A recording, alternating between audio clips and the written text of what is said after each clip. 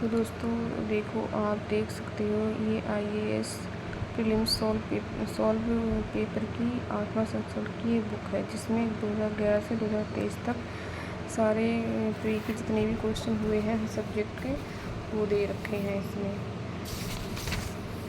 तो इसमें हम शुरू करते हैं 2023 के क्वेश्चन से।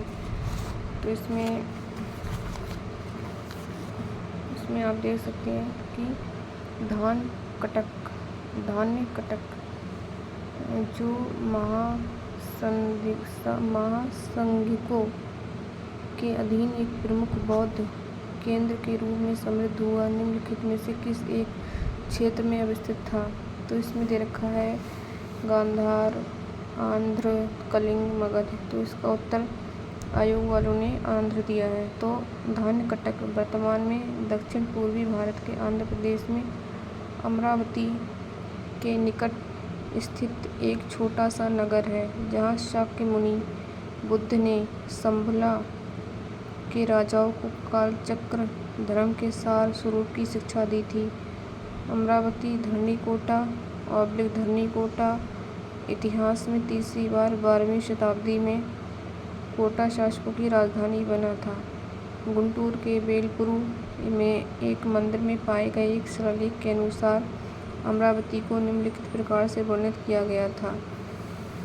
श्री धान्यकटक नाम का एक नगर है जो देवताओं के नगर से श्रेष्ठ है, जहाँ अमरेश्वर नाम के शंभु मंदिर की पूजा देवताओं के राजा इंद्र द्वारा की जाती है। यहाँ भगवान बुद्ध को भी पूजा जाता है। यहाँ एक बहुत ऊंचा चैत्य है जो विभिन्न मूर्तियों से सुशोभित है, जिससे ये भी पता चलता है कि ये स्तूप अपने काल में चरमोत्कर्ष पर था।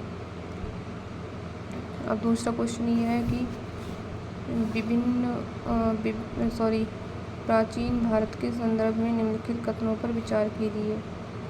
स्तूप की संकल्पना मूलतः बौद्ध संकल्पना है।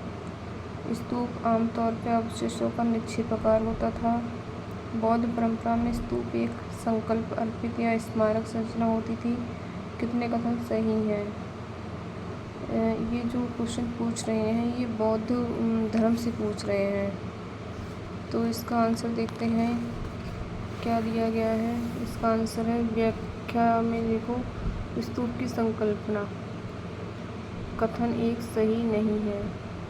स्तूप वैदिक काल से भारत में प्रचलित शवाधान टीले थे। स्तूप शब्द का उल्लेख ऋग्वेद, अथर्ववेद, वाजसेनी संहिता, तैत्तिरीय संहिता, पंचविंश ब्राह्मण में मिलता है, अतः कथन एक सही नहीं है। ऋग्वेद में वन में देवता वरुण द्वारा बनाए गए स्तूप का उल्लेख मिलता है, जिसकी कोई नींव आधार नहीं होती थी। ऋग्वेद में स्तूपा शब्द का उपयोग भी इसी अर्थ में किया गया है। वस्तुतः उस समय भूमि पर निर्मित ढेर टीले को स्तूप के नाम से जाना जाता था। सामान्यतः यह अवशेषों का निक्षेपागार था, जिसमें मृतकों के अवशेष एवं राख को रखा जाता था। वैदिक परंपरा के स्तूपों को बौद्धों द्वारा लोकप्रिय बनाया गया था, अतः कथन 2 सही है। तो इसमें जो दूसरा कथन है, स्तूप आमतौर पर अवशेषों का निक्षेपागार होता था, तो ये कथन सही है। और इसमें तीसरा वाला जो है वो है अवदान शतक, महावदान एवं स्तूप वदान जैसे बौद्ध ग्रंथों से स्तूपों के स्मारक पहलू का उल्लेख किया गया है। यही तक कि राया पसेनया सुत, इसमें इंग्लिश में भी दे रखा है PASENAIYA SUTTA, जैसे जैन साहित्य में भी इसका उल्लेख मिलता है। मोक्ष प्राप्ति के उद्देश्य से भगवान की पूजा करने की सामान्य जन की गहरी आस्था के परिणाम स्वरूप स्तूप ने आगे चलकर अपना संकल्प अर्पित संरचना स्वरूप प्राप्त किया, अतः कथन 3 सही है। तो इसमें कथन 3 भी सही है। तो इसमें बौद्ध परंपरा में स्तूप एक संकल्प अर्पित या स्मारक संरचना होती थी, मतलब स्ट्रक्चर। तो इसमें केवल 2 यानी कि पहला गलत है, दूसरा और तीसरा सही है। तो इसमें केवल 2, इसका आंसर है केवल 2। अगर तीनों सही होते तो सभी 3 हो जाता, और एक भी सही नहीं होता कोई भी नहीं होता, और इसमें केवल एक होता तो इसमें केवल एक ही होता। तो इसमें 2 और 3 सही हैं, तो इसमें केवल 2 हमने टिक कर दिया, केवल 2।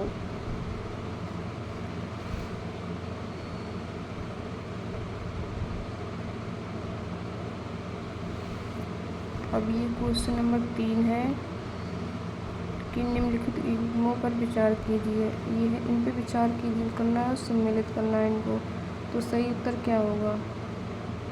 तो इसमें हम व्याख्या देख लेते हैं। हेलियोडोरस एक स्तंभ है। हेलियोडोरस एक प्रस्तर स्तंभ है जिससे लगभग 13 ईसा पूर्व मध्य भारत के वैष्णनगर विदिशा मध्य प्रदेश के पास में स्थापित किया गया था। वैष्णव मत से प्रेरित होकर इस स्तंभ को हेलियोडोरस द्वारा गरुड़ स्तंभ के रूप में संदर्भित किया गया था। अतः कथन एक सही नहीं है। वैष्णनगर, अतः कथन एक सही नहीं है, मतलब वैष्णनगर सही नहीं है। और दूसरा है भाजा गुफाएं 2वीं शताब्दी ईसा पूर्व में निर्मित भारत के पुणे शहर में स्थित 22 रॉक कट गुफाओं का एक समूह है। ये गुफाएं भाजा गांव के समीप 400 फीट ऊंचाई पर हैं। ये अरब सागर की ओर से आने वाले महत्वपूर्ण प्राचीन व्यापार मार्ग पर स्थित हैं। अब इसका दूसरा देख लेते हैं कि दूसरा क्या है। इसमें दूसरा है भारतीय पुरातत्व सर्वेक्षण की अधिसूचना संख्या 2407 फर्स्ट द्वारा इस शिलालेख और गुफा मंदिर को राष्ट्रीय महत्व के स्मारक के रूप में संरक्षित किया गया है। यह महाराष्ट्र के प्रारंभिक बौद्ध शिक्षा केंद्रों से संबंधित है। इन गुफाओं में बौद्ध धर्म की विशेषताओं से संबंधित कोई स्तूप है। अतः कथन 2 सही है, मतलब 2 सही है इसमें। अब है सितनवासल गुफाएं रिवर कोइल। ये तमिलनाडु में पुदुक्कोट्टई शहर से 16 किलोमीटर उत्तर पश्चिम में स्थित है। चट्टानों को काटकर बनाई गई ये प्रसिद्ध गुफाएं जैन मंदिरों के रूप में प्रसिद्ध है। अतः कथन 3 सही है। तो इसमें 2 और 3 सही है। इसमें भी देख लेते हैं। तो इसमें 2 भाजा, मतलब वैष्णनगर जो है शैव गुफा मंदिर है, ये गलत है। इसमें भाजा बौद्ध गुफा मंदिर है, ये सही है। सितनवासल जैन गुफा मंदिर है, ये सही है। तो सम्मिलित है, उत्तर दे रखा है यहाँ पे बी। तो केवल 2, मतलब दूसरा तीसरा सही है।